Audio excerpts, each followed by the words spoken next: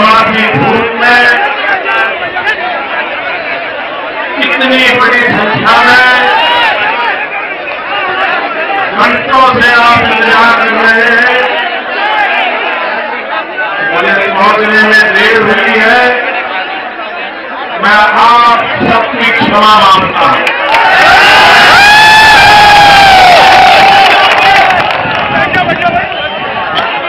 देर मेरे कारण नहीं हुई।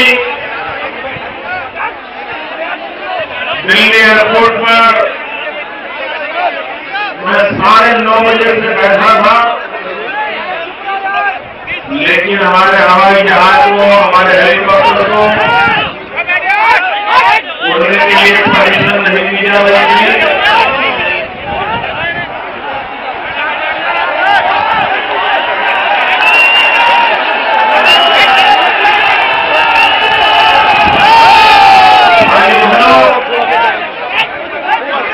आमतौर पर मेरी कोशिश रहती है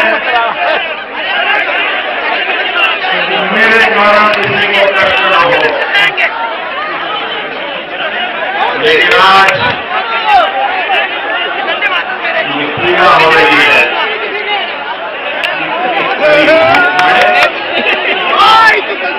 आप लोगों को ये पीड़ा सहन करनी है।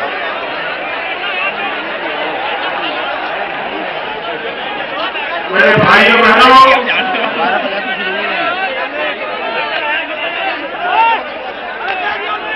आप जो इस चलो निकलो पीछे आप मुझे तपस्या कर रहे हो, मैं आपको विश्वास दिलाता हूं कि मैं आपकी तपस्या कभी बेकार नहीं जाने दूंगा।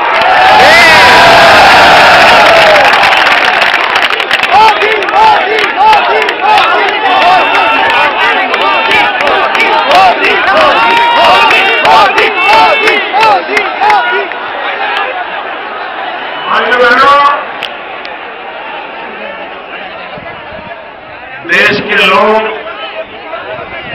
रायबरेली को तो जानते हैं, लेकिन बरेली को भुला दिया जाता है। मैं देश के पॉलिटिकल पंडितों से आह्वान करना चाहता हूं कि रायबरेली में इतने दिग्गज नेता इतने सालों से बैठे हैं, एक तरफ देख लीजिए रायबरेली का हाल क्या है, और दूसरी तरफ हमारे संतोष जी को बरेली में काम करने का अवसर मिला है। उन्होंने रायबरेली से बरेली को कैसा बेहतर बनाया है।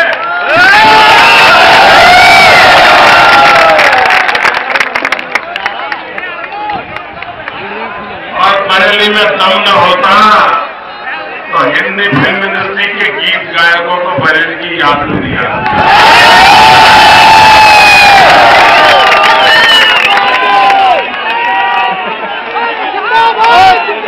भाई बहनों, अब बरेली में झूमकर नहीं गिरना है, सबका गिरना है।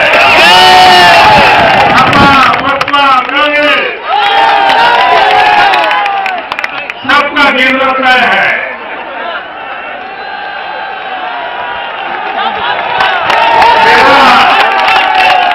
बरेली के साथ जरा विशेष नाता है, और विशेष नाता ये है कि हम गुजरात में पुराने लोग हैं। हमारे यहाँ पतंग का उत्सव बड़ा अंतर्राष्ट्रीय होता है, लेकिन अगर बरेली का मांझा नहीं,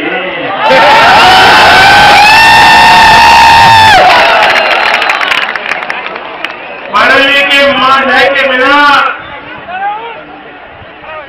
हमारे गुजरात का पतंग कट जाएगा। लेकिन भाइयों बहनों, गुजरात में जो पतंग उद्योग है वो गरीबों के पास, और ज्यादातर 90 गरीब मुसलमान परिवार पतंग के उद्योग से जुड़े हुए हैं। अपनी झुग्गी झोपड़ी में बैठ करके पतंग बनाते हैं। हमने इस पर रिसर्च किया, सरकार ने योजना बनाई। दूसरी तरफ विदेशों से पतंग लाना शुरू हुआ था, हमारे गरीब लोगों को बचाना था। भाइयों बहनों ने ऐसी खूबसूरत योजना बनाई कि कभी हमारे गुजरात के पतंग का उद्योग 35 करोड़ तक पहुंचता नहीं था, आज उसको हमने 500 करोड़ पहुंचा दिया।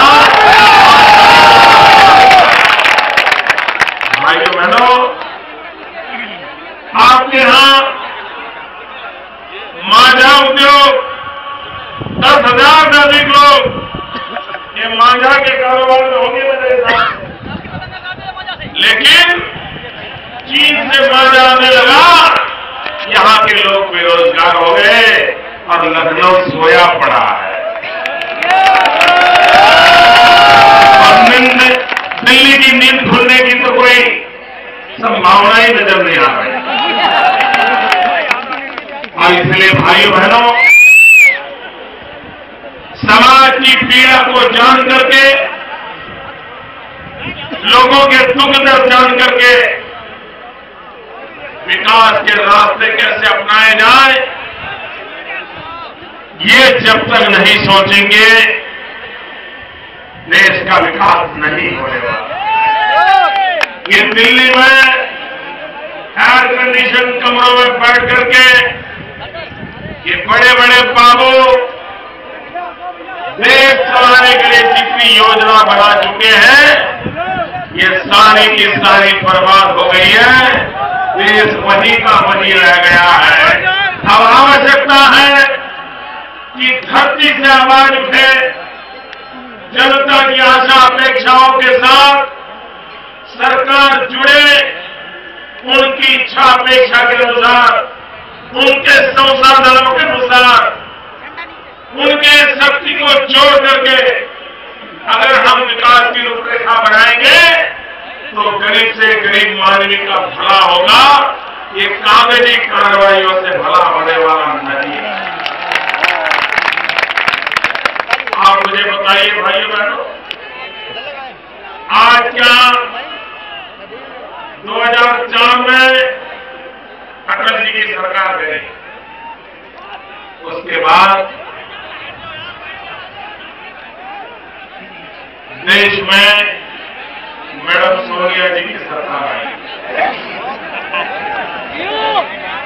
भाइयों बहनों, 10 साल बीत गए।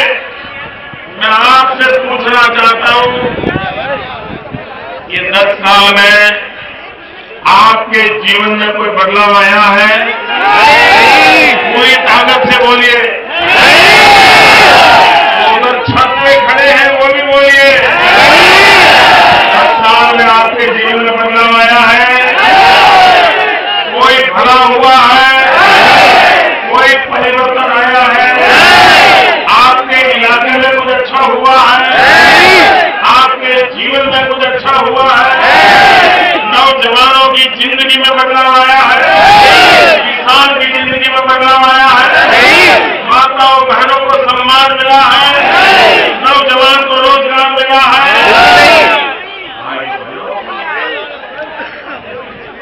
ये दिल्ली में ऐसी सरकार है जो किसी का भला नहीं कर पाई, किसी को संतोष नहीं। और इसलिए भाइयों बहनों, यह आवश्यक है जितना हो सके उतना जल्दी इस देश में से ये सबका विदाई होना तय हो जाना चाहिए। ये सपा हो, बसपा हो, कांग्रेस हो, सबकी विदाई तय होनी चाहिए।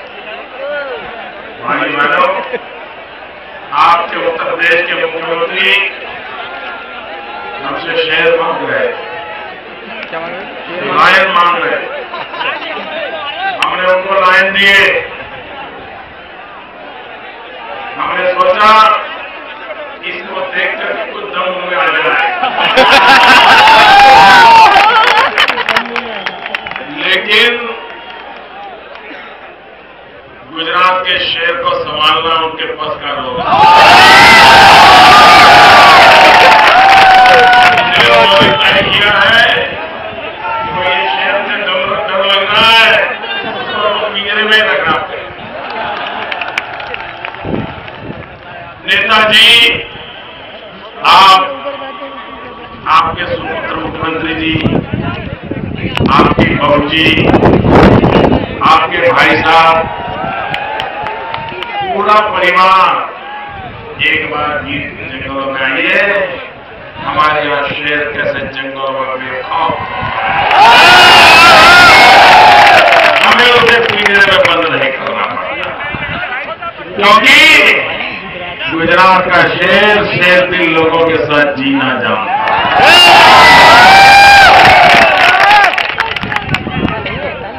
भाइयों बहनों, लाल बहादुर शास्त्री उन्होंने देश को मंत्र दिया था, जय जवान जय किसान। और एक जमाना था हिंदुस्तान विदेशों से अनाज मंगवाता। लाल बहादुर शास्त्री के आह्वान पर इस देश की जनता ने, किसानों ने इतना पसीना बहाया, अन्न की भंडार भर दी। विदेशों से अन्न लाना न पड़े, ये परिस्थिति पैदा कर। जय जवान जय किसान के मंत्र को देश के जवानों ने जी करके दिखाया, देश के किसानों ने जी करके दिखाया। लेकिन भाइयों बहनों, क्या कांग्रेस के शासन में जय किसान हमें नजर आ रहा है? नहीं। ये कांग्रेस के शासन में जय जवान नजर आ रहा है? नहीं। भाइयों बहनों, हिंदुस्तान की सेना के जवानों के सर पाकिस्तान काट करके ले जाए और दिल्ली की सरकार हाथ पर हाथ खड़ी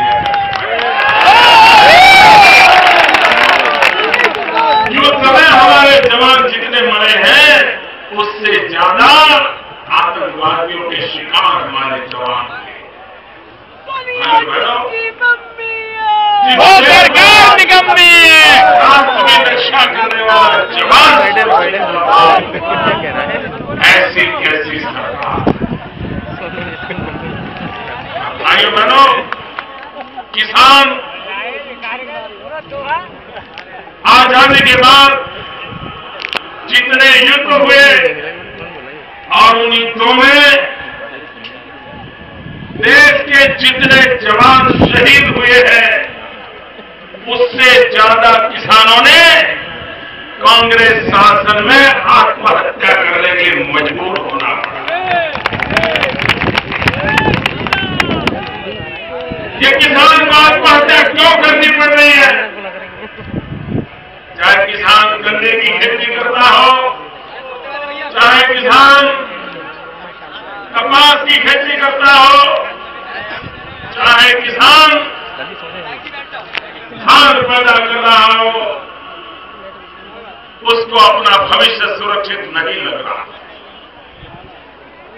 और इसलिए देश के किसान को आत्महत्या करने के लिए मजबूर होना पड़ता है। और ये दिल्ली में बैठी हुई सरकार, जब चुनाव आते हैं ना, तो उनको गरीबों की याद आती है। जैसे विद्यार्थी परीक्षा के दिनों में परीक्षा देने के लिए जब जाता है तो अपने ईश्वर को याद करता है, परमात्मा को याद करता है। परीक्षा हॉल में जाने से पहले 50 बार मत्था टेकता है। स्कूल में टेबल पर पहुंचने तक मंत्र बोलता रहता है, क्यों? भगवान उसकी मदद करे और परीक्षा से निकल जाए। भाई बहनों, ये कांग्रेस वालों का भी ऐसा ही है। जब चुनाव आता है तो मंत्र जपना शुरू कर देते हैं, गरीब गरीब